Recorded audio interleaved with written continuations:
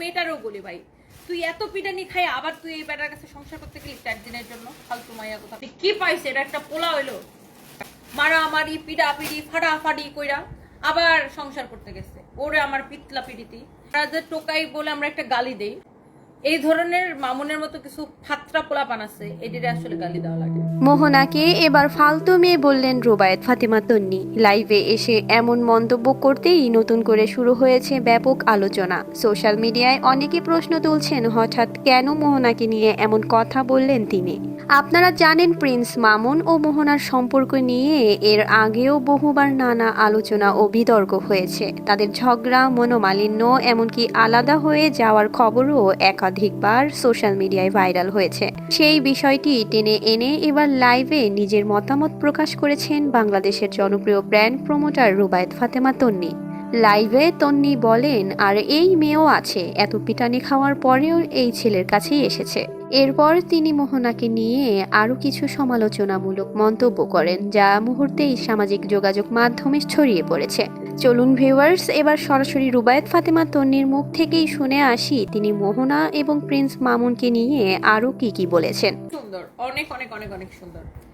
আর এই এই এই এই ছেলেটা, এটা দেখ কত বড় অমানুষ। এটার বউটারে কিভাবে মারছে দেখছেন? একদম আমি দেখছি যে এখানে গাল টাল চোখ টোক রক্ত জমাট হয়ে গেছে। আর এই মেয়েটারও বলি ভাই, তুই এত পিটানি খাই আবার তুই এই বেটার কাছে সংসার করতে গেলি 4 দিনের জন্য? ফালতু মাইয়া কথা কাট। আমি বুঝিনি এদেরকে কোনো আত্মসম্মান বোধ নাই। 2 দিন আগে জামাইরে নিয়ে এত বদনাম করছে, মারামারি পিড়াপিড়ি ফাটাফাটি কইরা আবার সংসার করতে গেছে। ওরে আমার পিতলা পিড়িতি। মানে আমার কথা হচ্ছে, আমি একজনের নামে লাইভে এসে বদনামই কেন করব? আবার মিললেই যাবো কেন? বদনাম করলে করছি, এ বাদ আমার জীবন থেকে। বাদ মানে বাদ, বোয়া কাটদো বাদ। আর থাকবো মানে থাকবো, তাহলে আর মানুষকে দেখাবো না। হাজব্যান্ড ওয়াইফের এমন কোন হাজব্যান্ড ওয়াইফ আছে যে সংসার জীবনে তর্ক ঝগড়া হয় না? সবার মারামারি হয় না ভাই, মারামারি করে অমানুষগুলা, বাট তর্ক ঝগড়া রাগ অভিমান সবার সংসার জীবনে হয়। তাই সবকিছু কি সংসার জীবনের মানে জামাই বউ কি করলো সেটাকে মানে ফেসবুকে বিচার দিতে হবে? আর যদি বিচার দিতেই হয় তাহলে ভাই এই সংসার করার দরকার নাই। তাহলে বাদ মানে বোয়া কাটদো বাদ। আবার বিচার দিবে, কামড়াকামড়ি করবে, আবার সংসার করবে, আবার মারামারি করবে, আবার না। আর এই পোলাটা তো মাইয়াটারে মারছে দেখছেন, কি অমানুষের মতো পুরা এখানে লাল টাল চোখ মুখ। আমি দেখছি আজকে ভিডিও, কি একটা অবস্থা। আরে মাইয়া গুলাও বলি হাই, কি রে ভাই, কি পাইছে পোলার মধ্যে? কি পাইছে? এটা একটা পোলা হইলো? মানে রাস্তায় যে আমরা যে টোকাই বলে আমরা একটা গালি দেই, বা টোকাই আসলে কখনো কোনো গালি হইতে পারে না। আমার ধরনের মামুনের মতো কিছু ফাত্রা পোলাপান আছে, এটিরে আসলে গালি দেওয়া লাগে। জন্মের শয়তান।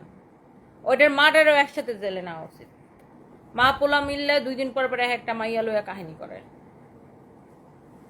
আর এই মেয়েগুলার কাহিনী আমি বুঝি না ভাই। কি রে ভাই, এক পোলা তোমার গায়ে হাত তুলছে, তোমার নিজের কোনো সেলফ রেসপেক্ট নাই, আবার ওই পোলার কাছে দৌড়ায় যাইতে হবে? এটা প্রত্যেকটা মানুষের একটা সেলফ রেসপেক্ট থাকা উচিত, তাই না? ভিডিওটি ভালো লাগলে একটি লাইক দিন, শেয়ার করুন এবং সকল সেলিব্রিটি ইউটিউবারদের ভাইরাল আপডেট পেতে চ্যানেলটি সাবস্ক্রাইব করে রাখুন। ধন্যবাদ।